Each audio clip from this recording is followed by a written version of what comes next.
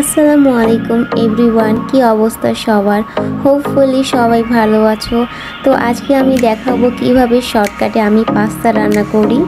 Pasta রান্না করার জন্য যা যা উপকরণ দরকার আমি সবগুলো এখানে আগে থেকেই কেটে রেখে দিয়েছিলাম। আর ডিম আর মাংস আগে থেকে ভেজে এক সাইডে রেখে দিয়েছি। এখন আমি এগুলো সবগুলো এক এক করে অ্যাড করব। সবগুলো উপকরণ দেওয়ার পর আমি এগুলো সুন্দর করে মিশিয়ে নিচ্ছিলাম। এরপর এখানে অ্যাড করে দিয়েছিলাম ম্যাজিক মশলা, যেগুলো পাস্তার মধ্যেই থাকে। এরপর আমি এখানে অ্যাড করেছি মটর সিম। এখন অনেকেই ধারণা এই গরমের মধ্যে মটর সিম আসলো কোথা থেকে। আমি এগুলো শীতের দিন ডিপ ফ্রিজ করে রেখে দিয়েছিলাম। তো অ্যাট লাস্ট আমি এখানে এখন পাস্তা দিয়ে দেব। পাস্তা আমি সিদ্ধ করে একটু ঠান্ডা পানিতে ধুয়ে নিচ্ছিলাম। ঠান্ডা পানিতে ধুয়ে নিলে এগুলো একটু ঝরঝরে হয়, এর জন্য। তো সব কিছু দেওয়ার পর আমি এটাকে 10 মিনিটের মতন কুক করে নিয়েছিলাম।